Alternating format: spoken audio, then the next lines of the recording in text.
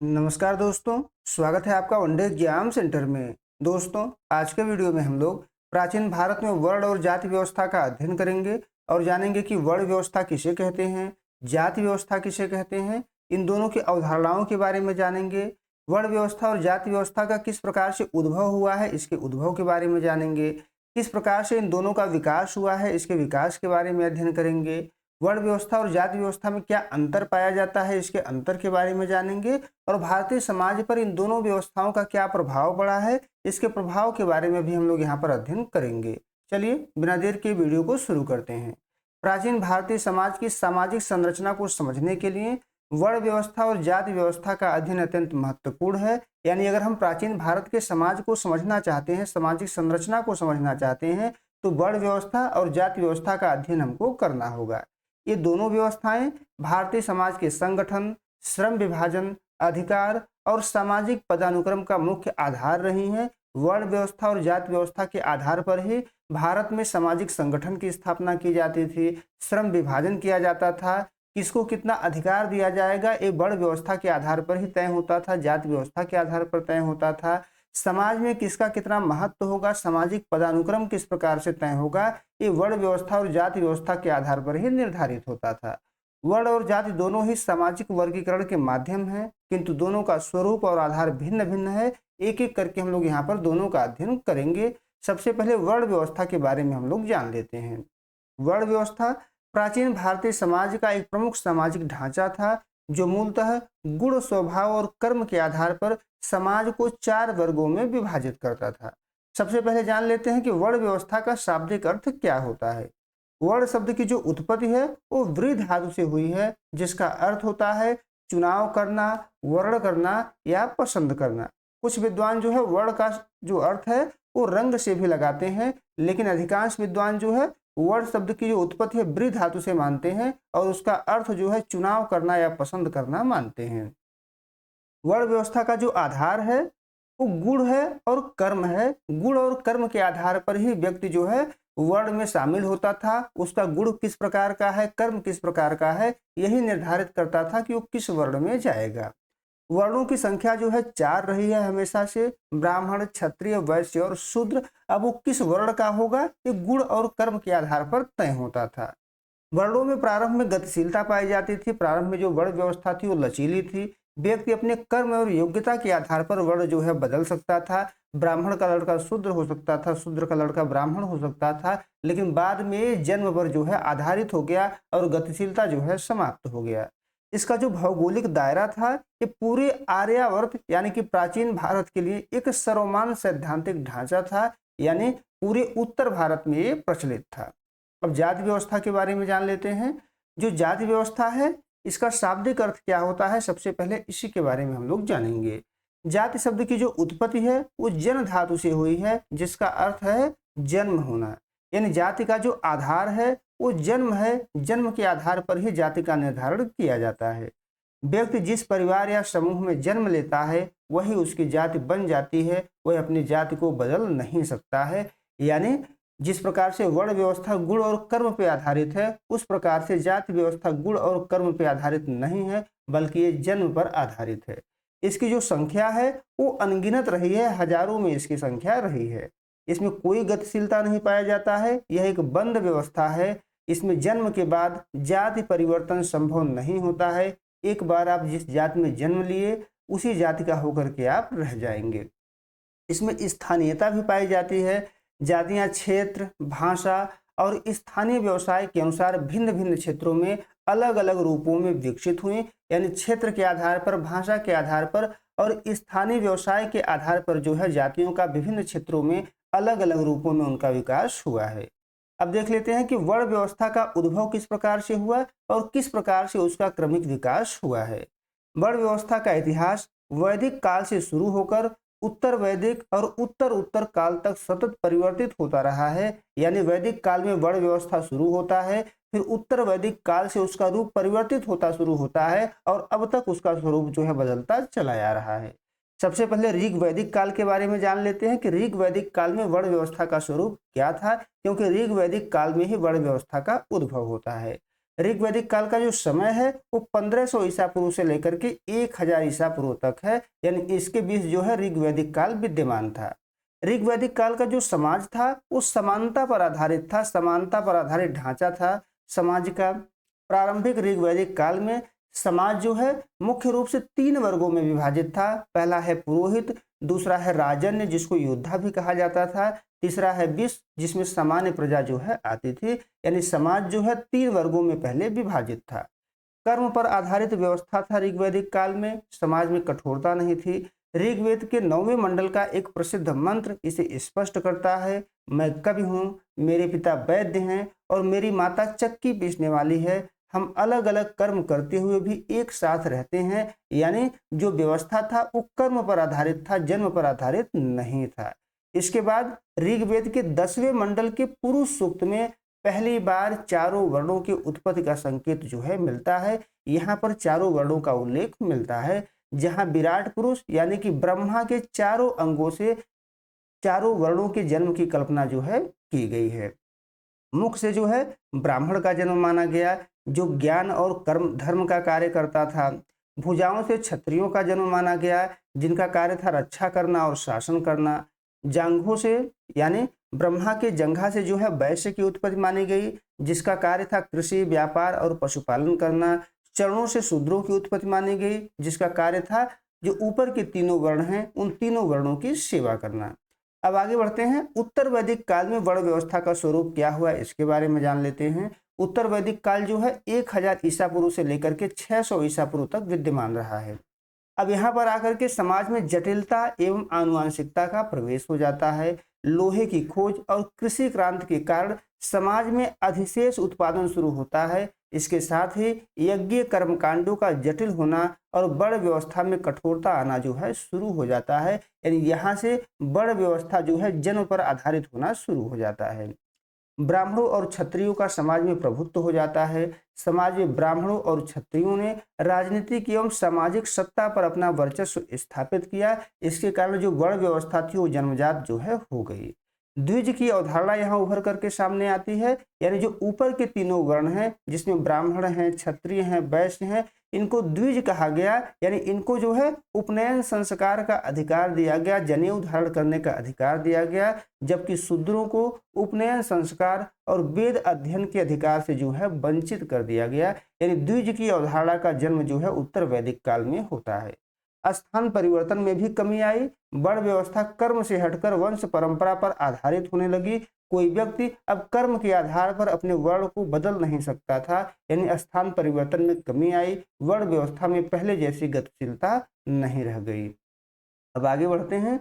जाति व्यवस्था का उदय किस प्रकार से हुआ और किस प्रकार से जाति व्यवस्था का विकास हुआ इसके बारे में हम लोग जान लेते हैं।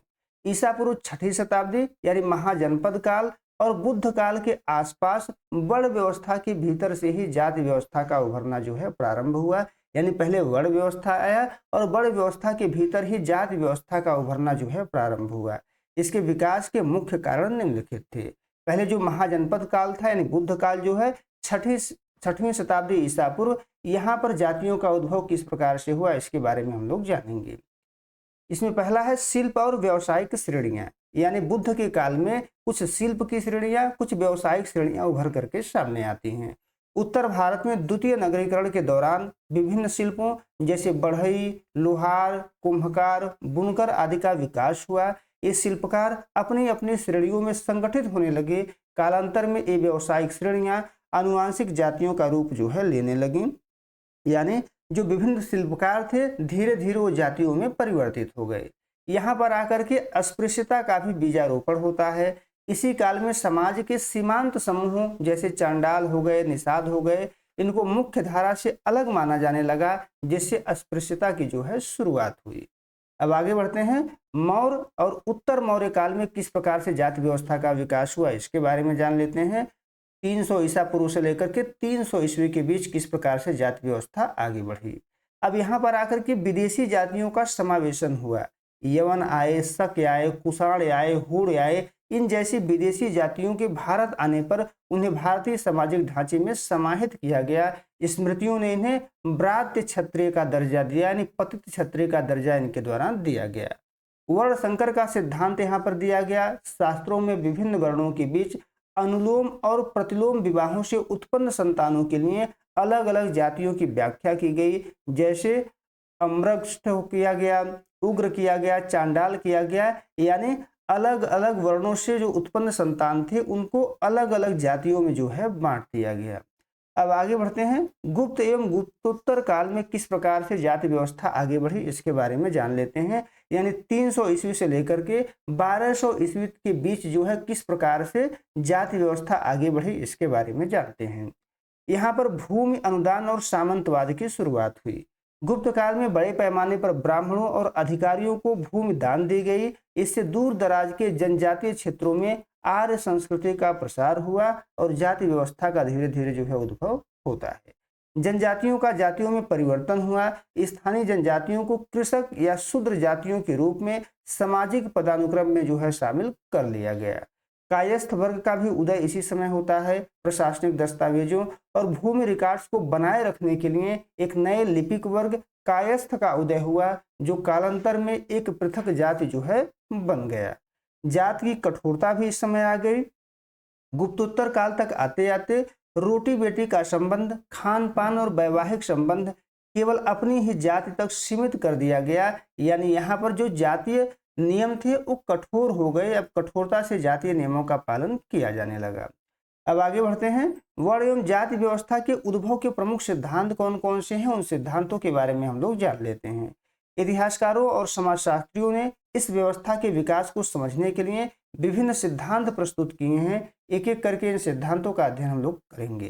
पहला जो सिद्धांत है वो है पारंपरिक या दैवीय सिद्धांत। इसके अनुसार वर्ण व्यवस्था ईश्वर द्वारा रचित है, यानी ईश्वर के द्वारा ही वर्ण व्यवस्था जो है बनाया गया है। जैसा कि ऋग्वेद के पुरुष सूक्त में कहा गया है और भगवत गीता में भी कहा गया है कि चातुर्वर्ण्यम मया सृष्टम गुण कर्म विभागशः, यानी चारों वर्णों का सृजन जो है मेरे द्वारा ही किया गया है गुण और कर्म के आधार पर। यानी जो वर्ण व्यवस्था है वो ईश्वर के द्वारा ही बनाया गया है, ये सिद्धांत मानता है।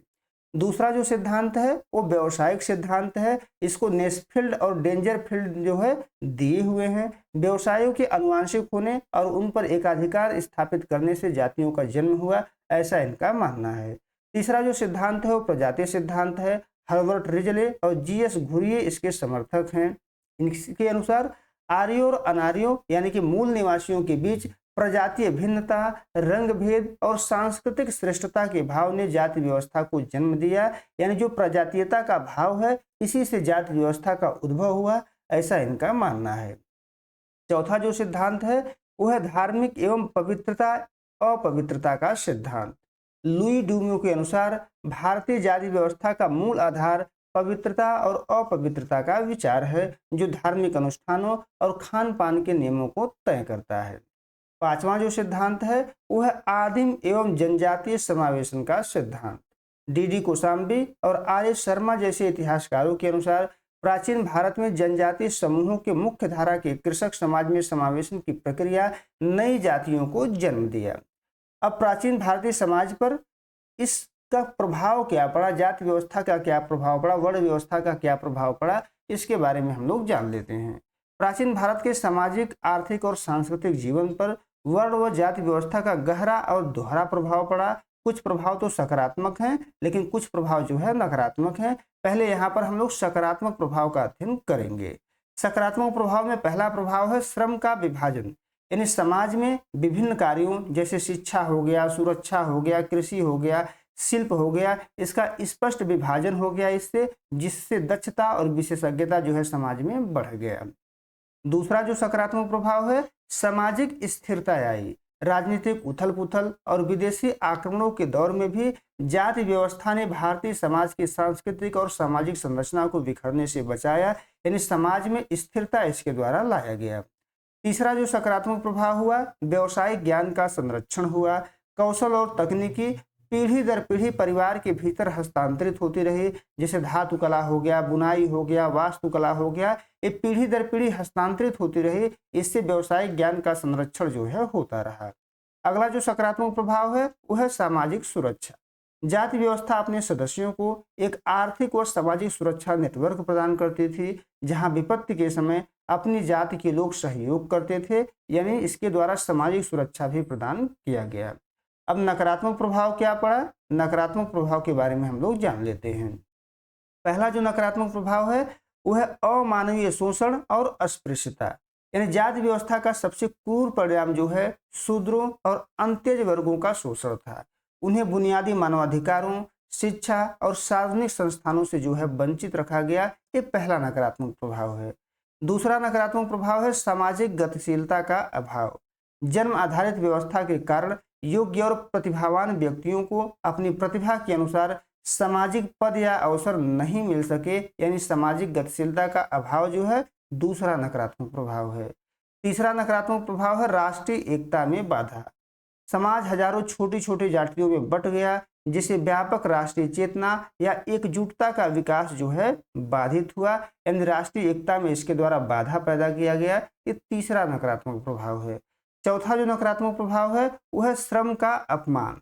हाथ से किए जाने वाले शारीरिक श्रम को हीन दृष्टि से देखा जाने लगा, जिससे तकनीकी नवाचार की गति जो है धीमी पड़ गई। अंत में हम लोग निष्कर्ष देखेंगे। प्राचीन भारत में वर्ण व्यवस्था की शुरुआत एक लचीले कर्म आधारित और कार्यात्मक सामाजिक संगठन के रूप में हुई थी, जिसका उद्देश्य समाज का सुचारू संचालन करना था, समाज का अच्छे तरीके से संचालन करना था। परंतु कालांतर में जटिल आर्थिक परिवर्तनों, विदेशी समूहों के आगमन, धार्मिक कर्मकांडों के प्रभाव और सामाजिक गतिशीलता के रुकने के कारण यह व्यवस्था जन्म आधारित जाति व्यवस्था में बदल गई।